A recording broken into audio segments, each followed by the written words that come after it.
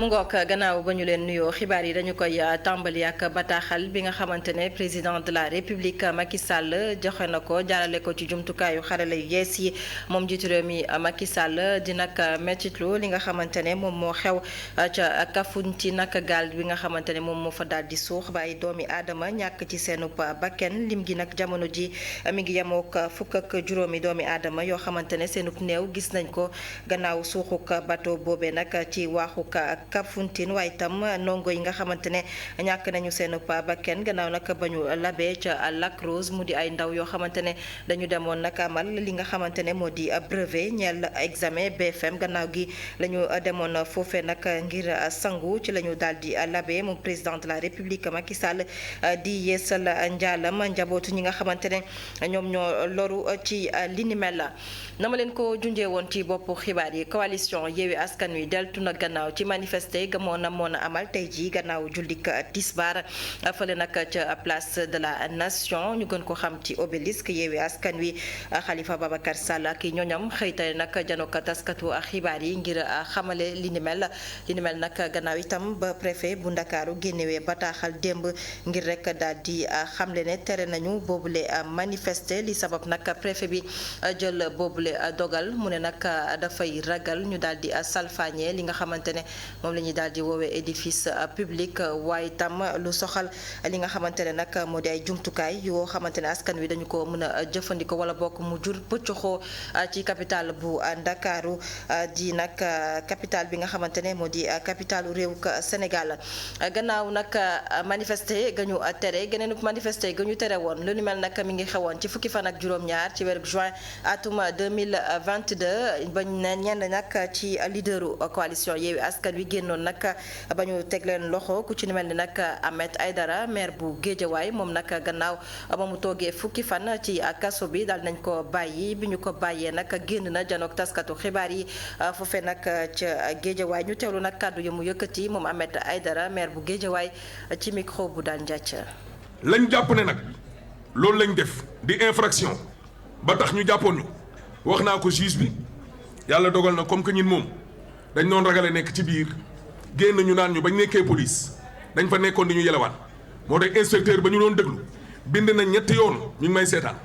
ma ne ko rectifier waxuma lii wax dindi lii laa wax ak lii bul tëb dara ci li ma wax parce que ñun dañoo seetlu saay bu gaa yi génnee rek ñu naan non dégg naa fa la nekkoon di onk di baaluwuñu te bu ma génnee dinaa doxaat ba ma demee ca kaso ba ña ma fa fekk ma wax leen ko ba ñëwee tribunal démb taxaw ci kanamu juge bi ma ne ko yaa ngi nii procureur a ngi nii bàyyi ngeen ma léegi dox naa léegi su may dem mairie ba di dox ma jógee tey sama kër dox ñëwaat fii su may ñëwaat suba mercredi damay doxaat ñu xool ba xam dox dañ koy tere ci mim réew mairie bii nag li ma wax juge bi laay wax Macky Sall yàlla dogal na li muy dogal ba pare mairie yi muy nangu bii du ci bokk bii dañ koo xeex 7 ans 7 ans la ñu daw ci mbeddu Géejawaay suñu alal fekkewu ko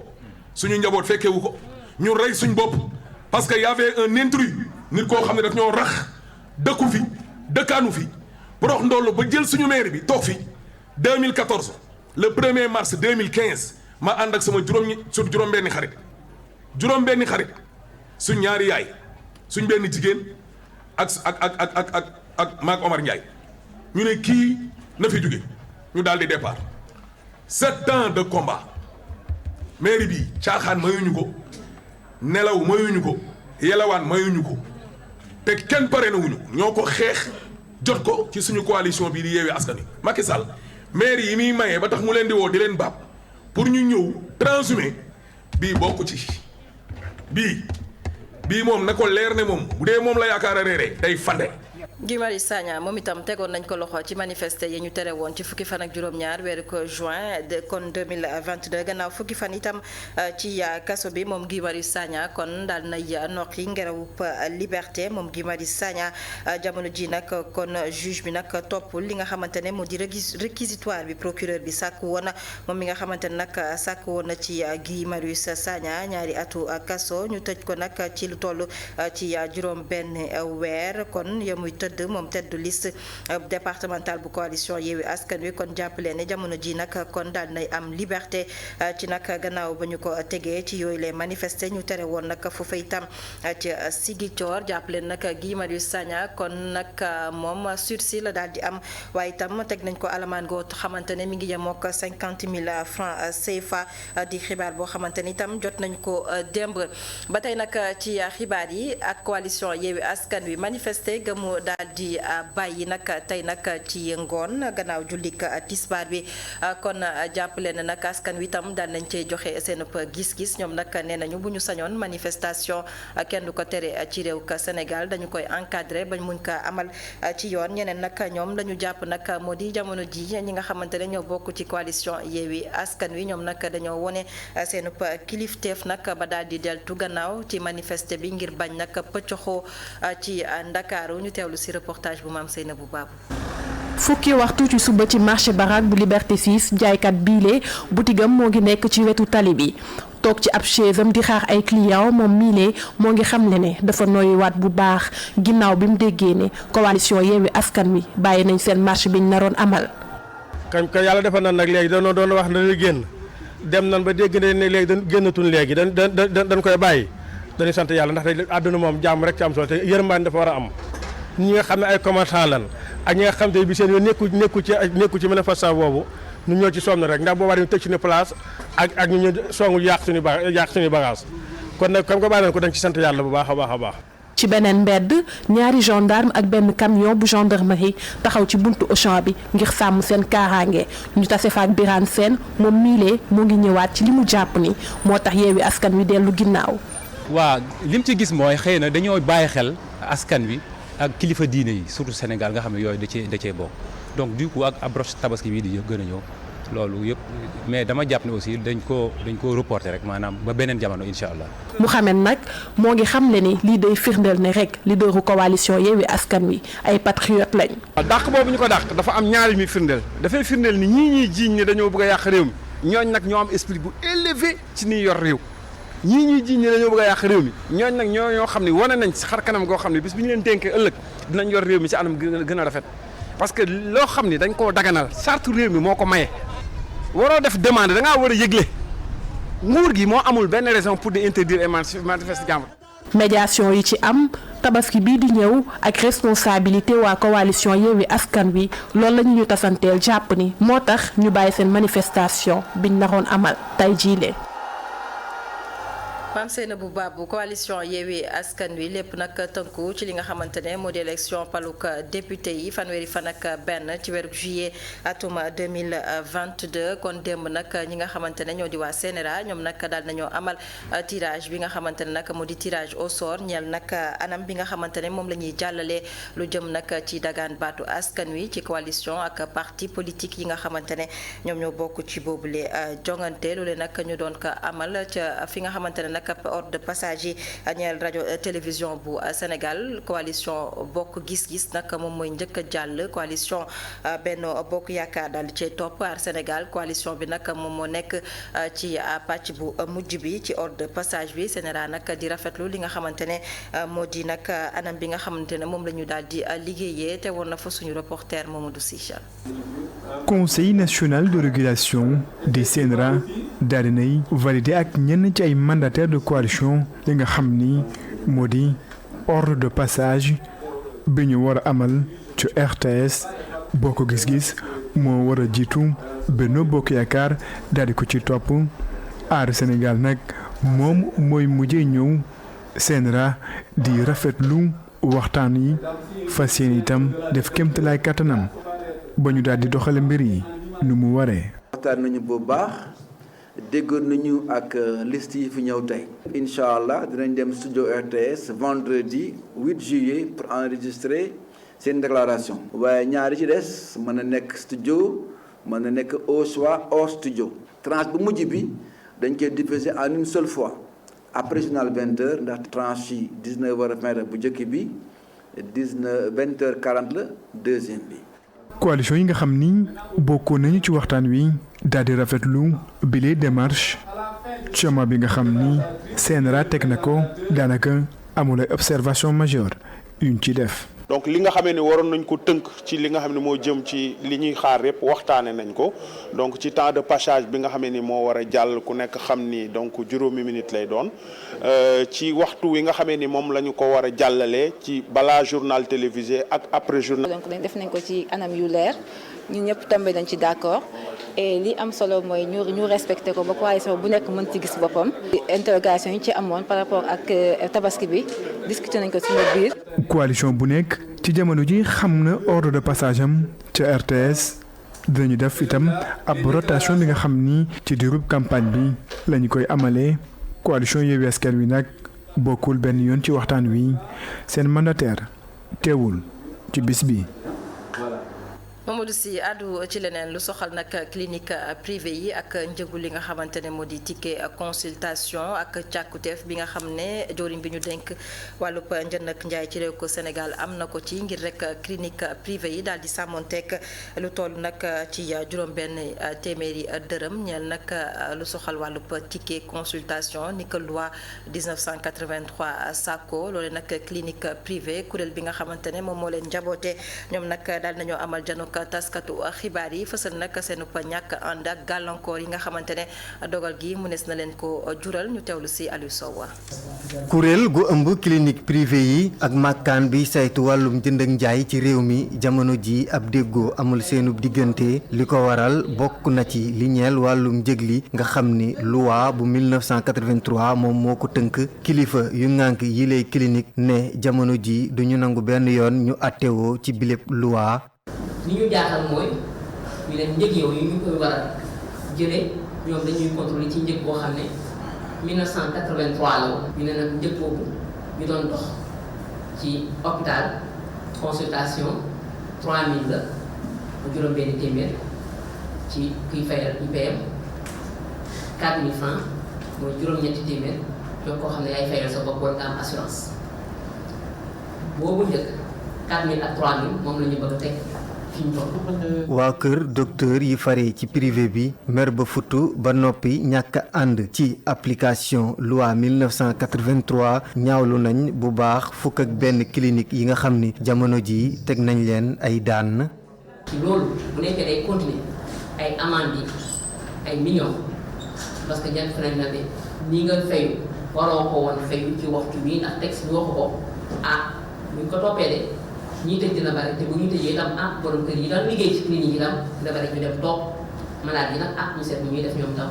ndax ñu bu baax ñeen buuxante ci hôpital yi loolu itam ñu seet ni ñuy doxale kuréel gu ëmb clinique privée yi ci réew mi fësal nañ ne jot nañoo bind ab bataaxal ministre de la santé waaye ba léegi du leen lu ñu mën a laxas ci aw këyit lu fa tukkee waral nag ñuy sàkku ci njiitu réew mi mu indi ci ay saafara lu ko moyul rek lu toll ci téeméer ci clinique yu nekk ci réew mi yoon dina leen teg ay daan yi lay daan sax mën a dem ba ci ay payooru amande yu toll ci 20 millions ci suñuy koppar.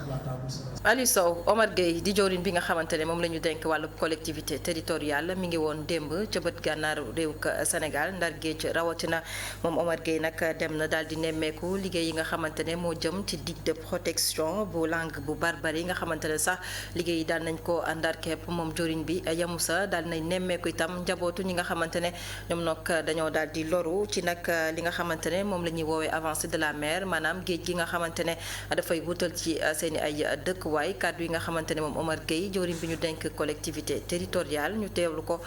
ci micro Momar Alice Nia ci ndigalal président Macky Sall ndax moo ñëwoon fii ànd ak président Macron ñu wax ni dinañu defar digue de protection pour que géej gi ni muy nangoo kër yi mu mën a taxaw loolu nag gis nañu ni liggéey boobu yemb na pare na complètement vraiment avec toutes les commodités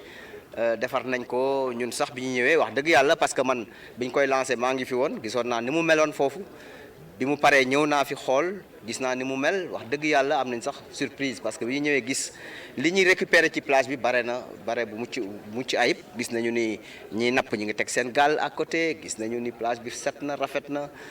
wax dëgg yàlla loolu am nañ ci mbégte. ñaareelu projet bi bu am solo boo xam ne sax dafa am liaison ak bu njëkk bi mooy ñooñu géej gi nangu woon seeni kër président Macky Sall dafa décider tabaxal leen ay kër yu mucc ayib fii ci Diouroup lu war a mat 500 kër yoo xam ni yu mucc ayib lay doon yenn yi R+1 lay doon yeneen yi doon yéen ay kër yu mucc ayib loolu c'est extraordinaire juróomi téeméeri kër ci site bu mel nii nga xam ni li ci war yëpp def nañ ko voirie bi day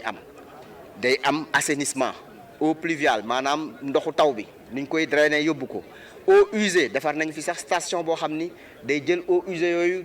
traité ko lëkkale ko yeneen station ONAS yi am ci biir Ndar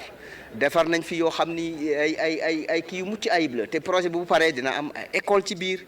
dina am ay marché dina am centre dina am lépp daal li nga xam ni dëkkuwaay laaj na ko. ci jamono jooju nag lu toll ci ñetti téeméer ak juróom-ñetti fukk liggéeykat yoo xamante ne ñu ngi bokk ca makkaanu ministère bi ñu dénk wàllub finance ak budget ñoom nag dal nañ leen sargal ci li nga xamante ne moo di cérémonie décoration 2022 liggéeykat yooyu nag ñu amal sargal gi ci kilifte bu seenub jëwrin di Abdoulaye Daouda Diallo ñoom ñi nga xamante ne nag ñu ngi ci ordre national ñoom nag liggéeykat yu ministère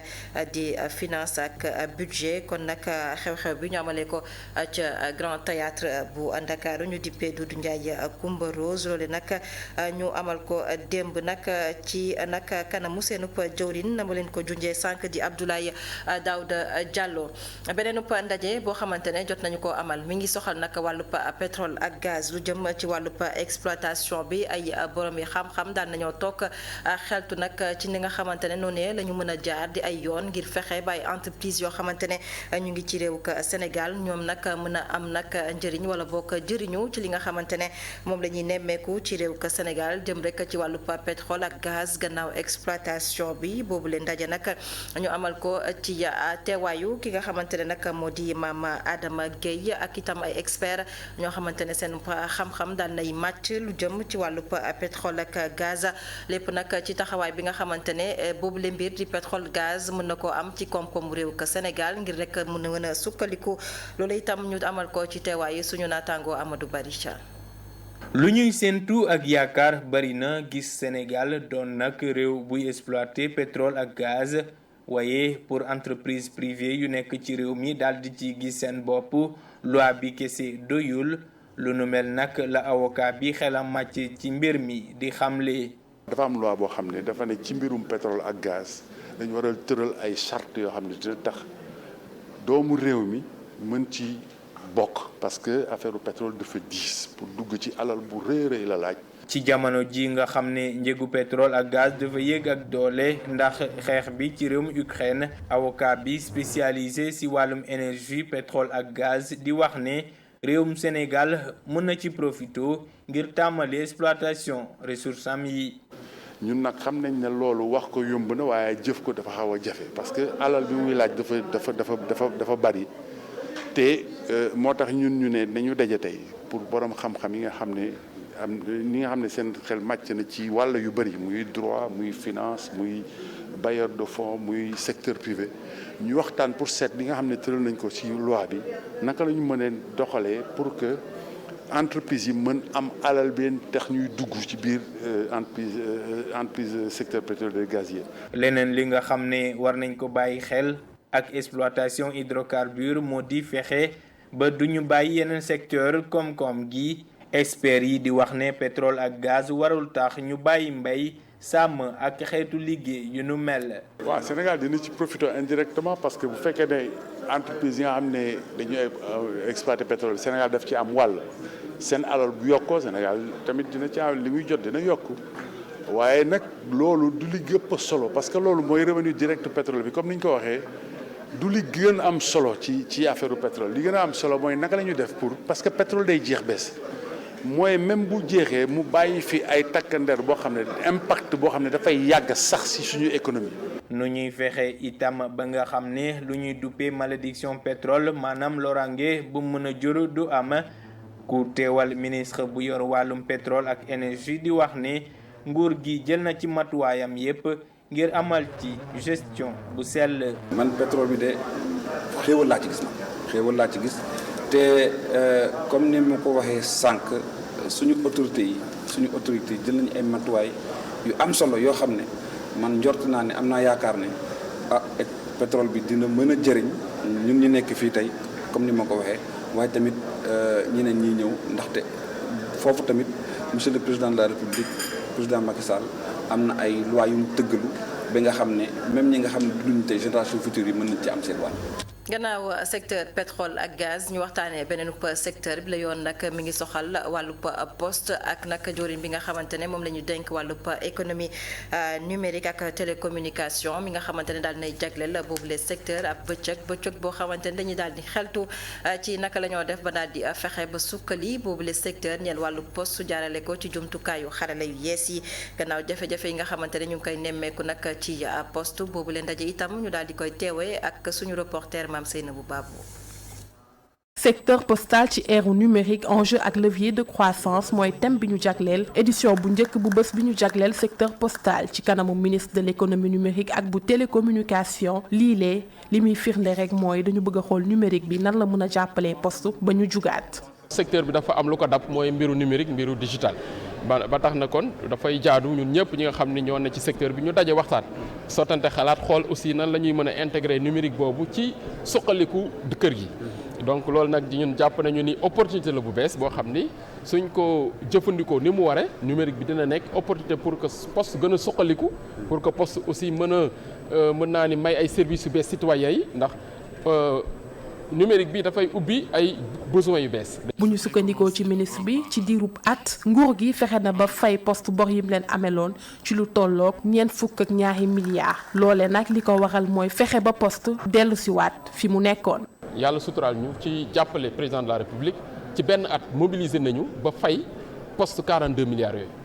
mais également gouvernement bi yemul ci loolu ndax président de la république dafa ñu digal ñu gën a jàppale poste ndax ni mu nekkee secteur bu am solo ci réew mi. ci loolu nag 2020 bi ñuy ñëw gisoon nañu ni mooy rémunération service public bi nga xam ne état bi daf ko doon jàppale poste pour mu doxal service bi 1,3 milliard la woon tey ci budget 2022 bi budget boobu jàll na ci 3,1 milliards. ci gis-gisu directeur bu autorité de régulation bu télécommunication ak bu poste yi am na ay chantier yu am solo yoo xamante ne ñoo ngi koy waaj ngir mën a assainir lii di secteur postal. ñu ngi ci tànku assainir secteur postal bi ñu ngi ci tànk établissement d'un cadre boo xamante ne jotaay boo xamante ne acteur secteur bi yëpp dinañ ci mën a daje di weccoo ay xalaat di jàppalante pour économie sénégalaise jëm ci kanam parce que ñun ñëpp loolu rek moo ñuy yital leneen lépp intéressé wuñu ce qui nous intéresse c'est le pays c'est l'économie du pays. lu ëpp $100 milliards bu ñuy am at mu ne lu ëpp 6000 agents ak ñaari filiales ak lu tolloog ñaari opérateurs privés ministre bu économie numérique ak bu télécommunication moo ngi xam ne état bi dina def lépp lu mu mën ngir poste delluwaat fi mu nekkoon.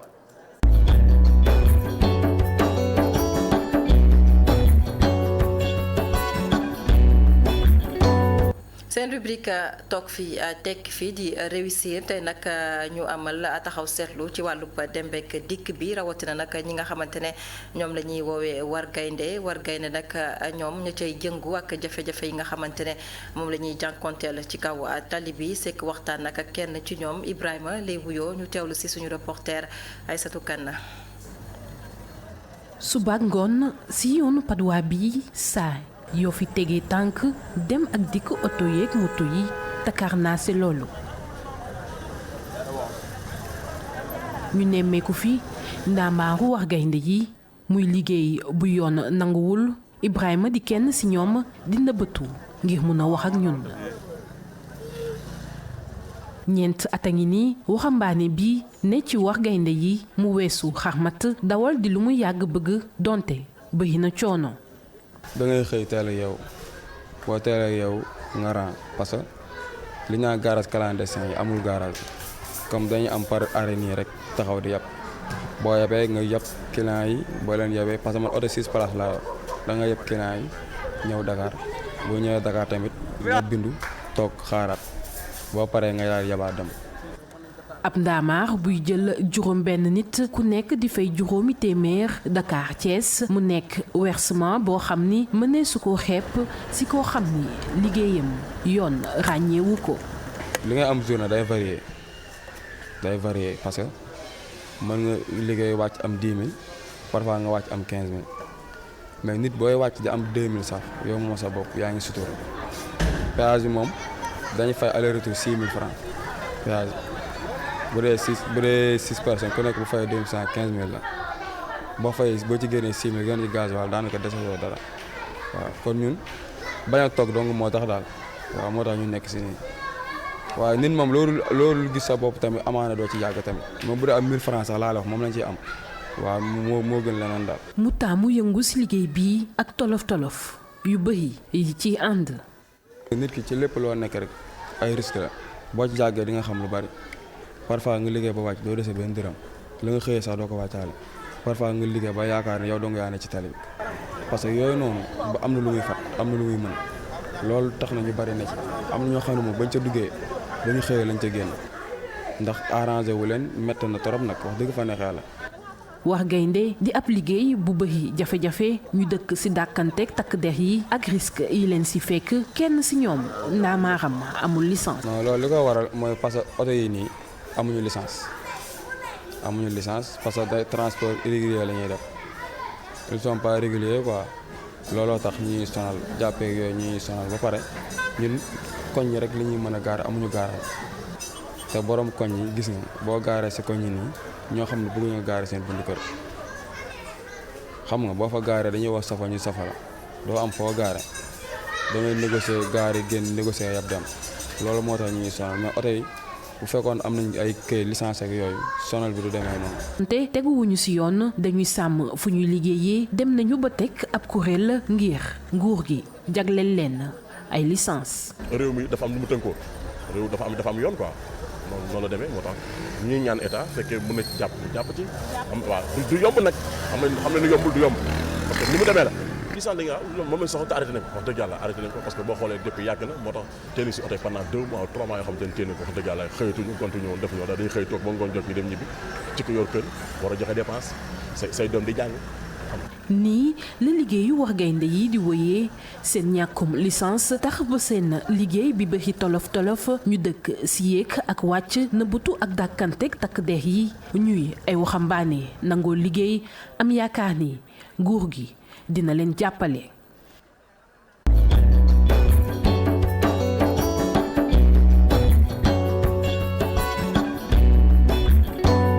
mu ngoog Aïssatou Kane jaajëfal ko bu baax mbokk ñu yegsi ci ponk gu mujj ci jotaay gi li yéene kaay yi xëy fësal tey ak Baba Ndiaye.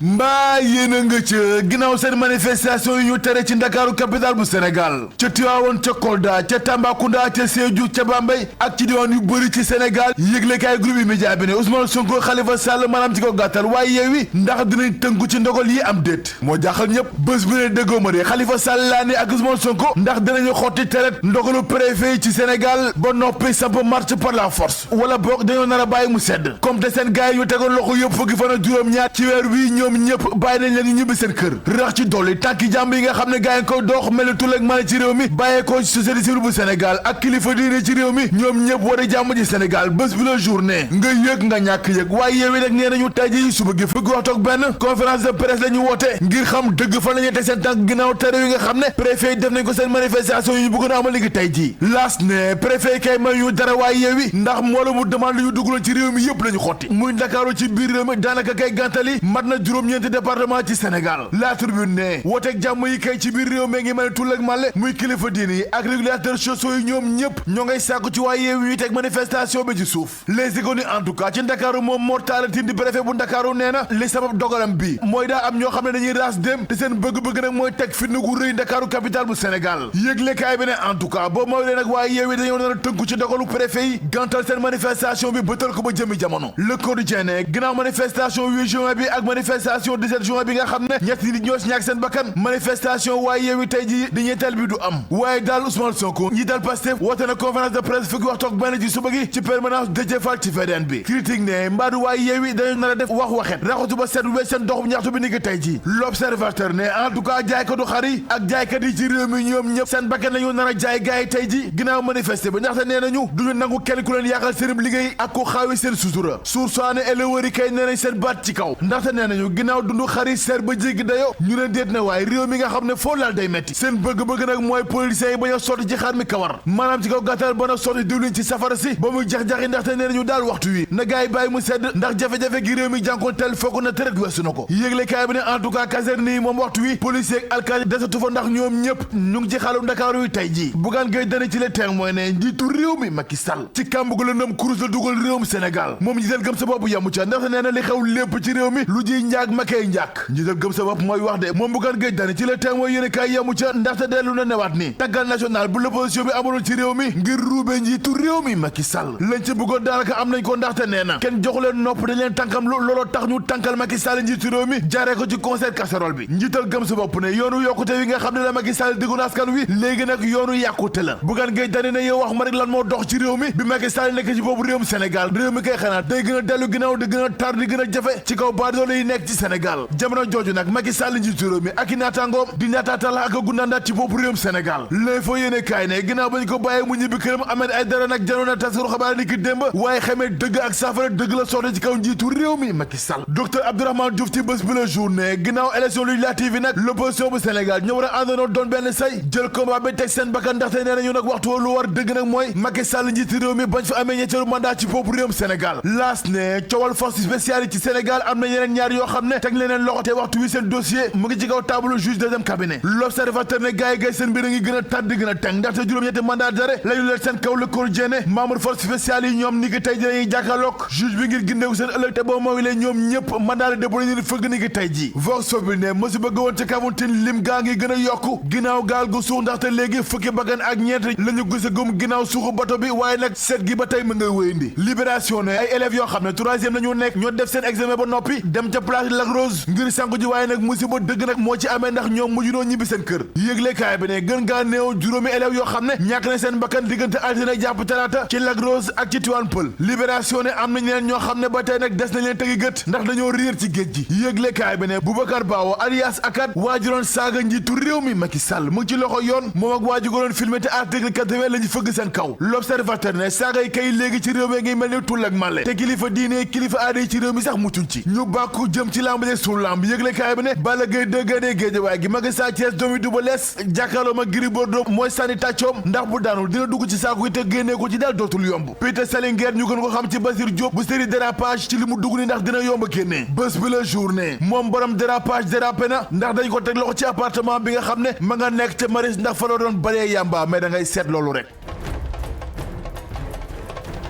Baba Ndiaye sant ko gërëm ko mbokk yi sant leen gërëm leen ci ànd beeg suñuy programme jotaay njooloor gi fii la ñu koy yëkkati amoon mbégte dégtal leen xibaar yi di wëyandi ci www.imedia.sn jaa ngeen jëf.